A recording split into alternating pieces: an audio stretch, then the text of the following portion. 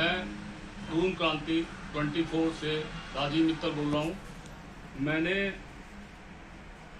रावत और बालकिशन पाल ने मुझे एक शिमला रोड पे श्री राम कॉन्टिनेंटल स्कूल के पीछे एक प्लॉटिंग दिखाई 26 बीघा की, और मुझे उसमें चारों तरफ 20 फुट की रोड दिखाई गई, और मैंने इनसे 4.25 बीघा ज़मीन खरीदी, और हम लोगों ने 26 लोगों ने उस ज़मीन को आपस में डिस्प्यूट करा, आपस में बांटा, और हमने इसकी 26 रजिस्ट्रियाँ कराई।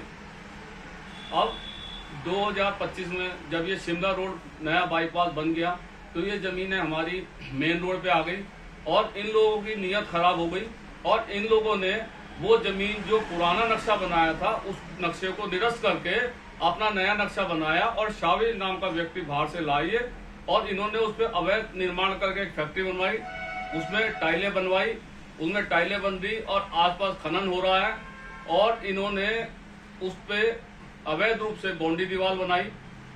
जब हमने इस बारे में शिकायत करी तो इन्होंने कहा कि आपने अपनी ज़मीनों को इतने साल तक क्यों नहीं संभाल के रखा।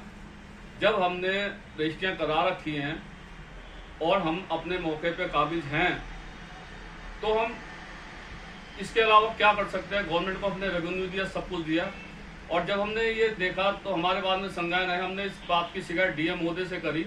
हमने 29/12/2026 को एक एप्लीकेशन दी, जिसमें हमने पटवारी से बात करी, तहसीलदार से बात करी, एसडीएम साहब से बात करी। एसडीएम साहब ने हमें आश्वासन दिया कि सब काम नियमानुसार होगा, लेकिन कोई कार्रवाई नहीं हुई। 2026 में 2 फरवरी को हमने फिर पुनः एप्लीकेशन जनता दरबार डीएम साहब के सामने दी। वो एप्लीकेशन भी, उस पर कोई कार्रवाई नहीं हुई। 23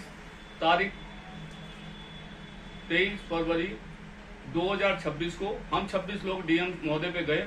हमने इस बात से अवगत कराया कि तो उन्होंने एमडीडीए विभाग को बुलाकर 25 मार्च को उस फैक्ट्री को सील करा दिया गया, जिसमें शावेज ने अवैध निर्माण करा था और आवासीय जमीन पर कमर्शियल फैक्ट्री बनाई थी।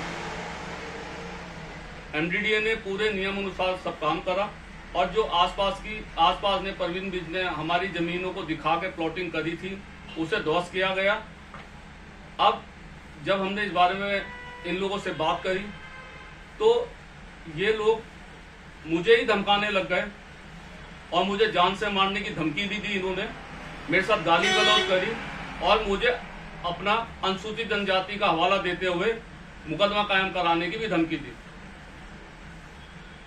हम 26 लोगों ने बड़ी मुश्किल से, मेहनत से पैसा कमा के जमीन इकट्ठी करी थी, जिसमें एक महिला भी है मीना नाम की, उसके आदमी की डेथ हो गई है। एक संतोष है जो बेचारा कोरोना में डेथ हो गई, उस चीज का ये फायदा उठा रहे हैं। और मीटिंग करी, कोई काम इन्होंने ढंग से नहीं करा। हमने कहा भैया, हमने आप लोगों को पैसे दिए हैं, हमारी जमीन की नपाई करा दो, हमें अपनी पोजीशन दे दो, लेकिन ये कोई भी कार्रवाई करने को तैयार ही नहीं है। हमें कहते जो आपसे हो कर लो। हमने इस बारे में डीएम से, पीएम से, सीएम से, सबसे करी, लेकिन इनके के साथ एक अधिकारी होने के कारण हमारी कोई सुनवाई नहीं हो रही है। अतः हम द्वारा बीसी साहब पे गए, बीसी साहब ने हमारी बातों को संज्ञान में लिया, और जो अवैध फैक्ट्री एमडीडीए ने सील करी थी उस पे भी पुनः काम पर चलने लगा। वहाँ यूटिलिटी गाड़ी आती है और वहाँ पे टाइलें लोड होती हैं, टाइलें भरी जाती हैं। अवैध खनन फिर दोबारा से चालू हो गया। तो एमडीडीए विभाग का कहना यह है कि हम सब काम नियमानुसार करेंगे, लेकिन जेई के हड़ताल होने के कारण कोई काम हो नहीं रहा, और सावेज अपने धन बल पर सब अधिकारियों को खरीद रहा, उनको गुमराह कर रहा, और कोई भी कार्रवाई हमारी नहीं हो रही। लेकिन बीसी साहब बंशीधर तिवारी एक अच्छे सुलझे हुए इंसान है, उन्होंने हमारी बातों को संज्ञान में लिया और हमें आश्वासन दिया कि इस फैक्ट्री को जल्द जल्द तोड़ा जाएगा और आपके साथ न्याय होगा। हमें न्याय की पूरी उम्मीद है, और हमारी कोशिश तब तक जारी है जब तक इन 26 परिवारों को इनकी जमीनें ना मिल जाए। और ये जो इंजीनियर हैं रावत लोग और बालकिशन पाल हैं, मेरा मुख्यमंत्री साहब से कहना यह है कि इनकी संपत्तियों की जांच कराएं कि इन्होंने इतना पैसा कहां से इकट्ठा करा, इनकी संपत्तियों को पूरा करा जाए, भविष्य में कोई भी ये ऐसा काम ना करें और इसकी पुनरावृत्ति ना हो। धन्यवाद।